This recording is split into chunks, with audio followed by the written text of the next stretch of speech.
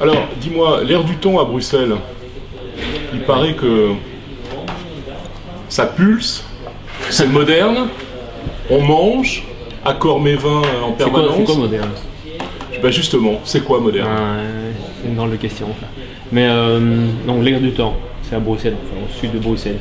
C'est plutôt 50 km au sud de Bruxelles, donc on est complètement dans la campagne namuroise. Donc l'air du temps, c'est parti d'une envie de m'accomplir en tant que cuisinier. Donc j'ai jamais bossé en cuisine, donc jamais. Je suis sommelier de formation. Donc, et la sommellerie, c'est quelque chose qui est venu aussi de manière autodidacte. Donc, je suis pas quelqu'un d'assez conforme, j'ai pas suivi des collages. Donc la cuisine, j'ai commencé il y a 13 ans, quand j'ai ouvert le resto, en 97. Et c'était un challenge, oui, clairement. Donc on a suivi une évolution. Donc je vais dire que j'étais relativement classique, dans le sens où je recopiais simplement ce que je retrouvais dans le pinard pour m'exprimer. Donc je recopiais toutes les arômes que j'avais dans un bourgogne blanc, par exemple, la noisette, le beurre, la pointe de torréfaction, et je mettais ça dans un plat. Tu faisais du canne roca avant canne roca alors presque là. C'était ma seule arme. Ouais. C'était mon C'était seul le palais bagage. finalement, le palais qui guidait la main. Et je sais chercher l'acidité pour voilà, c'était ça. Et ça a commencé comme ça. Et puis au fur et à mesure, il y a des questions qui se posent, parce que je n'ai aucun bagage. Donc les questions se posent et jamais de réponse. Donc essai-erreur, et on avance comme ça. Mais finalement, quand on est autodidacte, les bagages qu'on a, quand on dit j'ai aucun bagage, finalement on en a peut-être plus que les autres des bagages, parce qu'on les porte. Et là on a vu tout à l'heure que tu avais même été en chercher en Corée des bagages. Mais voilà, c'est ça qu'on a besoin. J'aimais bien le mot de Sergio parce que Sergio Herman, j'utilise souvent le fait que je sois une éponge, que j'absorbe énormément des influences extérieures. Et c'est ça, on est en tant que cuisinier, on absorbe les influences et puis on les retranscrit avec sa personnalité. Alors, quelles sont toutes les influences là, qui te guident comme ça? Donc là on a eu le vin. J'étais très attiré vers les épices, donc j'ai travaillé les épices très tôt. Tout ce qui est herbes aromatiques, ça j'adorais ça. Donc c'était vraiment ma base. Puis le pinard, c'est indissociable. Donc les recherches d'équilibre toujours, les recherches de longueur, ça a toujours été. Et puis est arrivé un moment où j'avais besoin d'un bagage technique. Et est arrivé la rencontre avec Hervétis, cuisine moléculaire, gastronomie moléculaire, etc. Donc je voyais plus cette facette de découverte des mécanismes physico-chimiques que l'aspect spectaculaire des additifs, etc. Donc voilà, ça c'était une rencontre prédominante. C'est une rencontre parce qu'à un moment, tu t'es senti finalement limité dans ce que tu voulais faire et où tu t'es dit j'ai besoin d'aller chercher d'autres choses. Les idées dépassaient les mains. D'accord. Donc on a eu quelque chose de tout à fait décalé parce qu'on avait plein d'idées et on n'avait aucun outil pour les accomplir. Donc là, le fait d'avoir rencontré Hervétis, ben là il m'a donné des réponses. Petit à petit, on a commencé à avoir son style.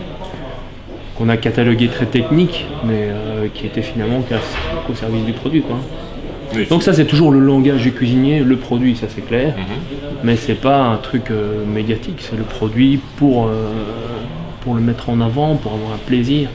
Donc le produit pour lui tout seul, ben, oui, je pense que nous en tant que cuisinier, on doit cuisiner, ça, on doit avoir quelque chose qui met en valeur. Et la technique m'a aidé à ça. T'as aidé à parvenir à ça, c'est-à-dire à rapprocher finalement ce que toi tu avais dans la tête de ce que tu pouvais faire manger aux autres. Voilà. C'est ça. Imaginer, mais jamais pouvoir le retranscrire. Alors là, il y a un décalage. Donc on ne s'accomplit jamais. Donc là, la technique est importante. Puis on en arrive maintenant à des influences artistiques, des influences de musique, de couleurs, une industrie qui vient nous voir pour développer telle ou telle chose. Oui, je suis partant parce que c'est un challenge. Et je suis obligé de chercher, donc ça me fait avancer plus vite. Et alors revenons au restaurant. Combien il y a de couverts? 40 maximum. 40 couverts. Ouais. Tu es ouvert? On est ouvert toute la semaine, sauf dimanche, lundi, samedi, midi. Il y en a beaucoup qui nous disent tiens, 2 jours et demi de congé, c'est beaucoup, mais 4 jours et demi de travail avec l'intensité qu'on y donne, c'est quand même beaucoup aussi. Hein. Donc je crois que pour bien bosser, il faut être bien reposé. Et tu séquences en fait ta carte en fonction de périodes ou simplement ça change aussi quotidiennement ou les choses sont un peu plus arrêtées? Est-ce qu'il y a des plats emblématiques qui reviennent? Est-ce que par exemple, est-ce que tu as gardé des plats d'il y a très longtemps parce que tu les aimes beaucoup ou est-ce que tu te renouvelles énormément? Donc il y a des plats emblématiques qui ont une date Il y a des plats de 2002, de 98. Ah, d'accord, des millésimes alors. Voilà, tu es en c'est ça. rapport avec le vin là. Oui, on y est complètement. Et puis, on avait ces habitudes avant de changer la carte régulièrement en fonction des saisons. Puis après, on changeait 2 fois par saison. Donc ça faisait quand même 8 fois par an. Ouais, 8 cartes. Donc à chaque fois, c'était un chamboulement dans le restaurant. Parce qu'il fallait liquider une carte et en commencer une autre. Commencer une carte, c'est 20 à 30 plats différents, il faut tout changer, ça dure 2 jours, donc une semaine et demie pour se stabiliser. Donc ça perdure l'équipe de manière violente. Et à partir de... c'est assez récent, il y a peut-être 1 an qu'on fait ça.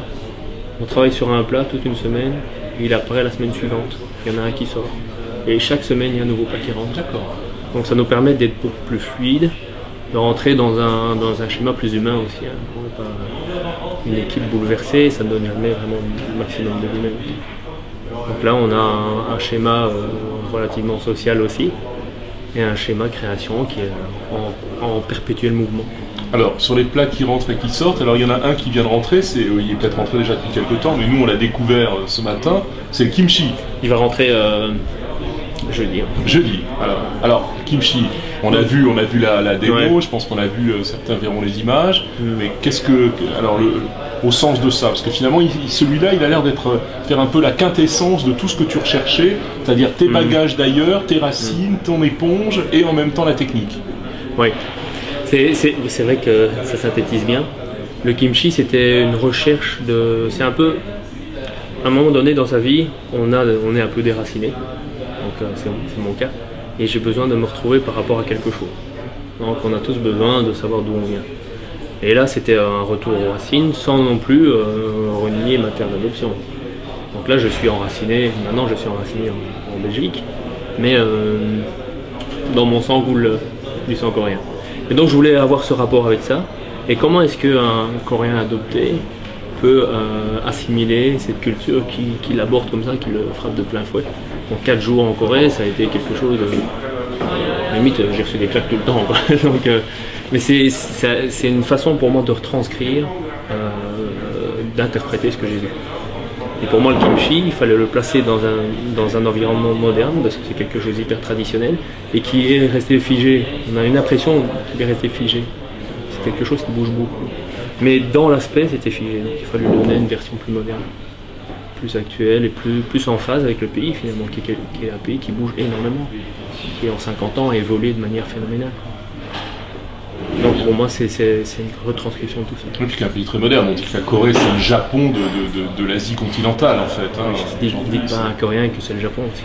Non mais dans le... mais non, c'est vrai et dans le c'est mode réel. presque de consommation. On a une communication autour du Japon qui est énorme parce qu'il y a beaucoup d'intérêt au niveau de la pureté du produit, etc. Oui. Mais le Japon a une forte influence coréenne de par son invasion. Et chinoise. Oui, aussi. Donc, Bien sûr. on se rend compte que le Japon a bien transcrit tout ce qu'il a assimilé. Oui. Et puis ils sont restés un peu parents pauvres. La Corée qui est là, qui n'arrive pas à communiquer par rapport à ses traditions. Voilà, je suis là pour ça. Donc tu es là pour les faire revivre. Non, mais voilà, c'est intéressant. chouette, Et ce ouais. côté partage qu'on peut avoir autour de la nourriture, j'imagine ce plat qui va se retrouver au milieu de la table. Des convives avec justement un côté très pur au niveau du produit. Tac. Chacun aura sa portion de ce produit pur. Et puis après, il ira piquer dans l'assiette le morceau de kimchi moderne. Et cette notion de partage qu'on a en Corée, c'est assez impressionnant.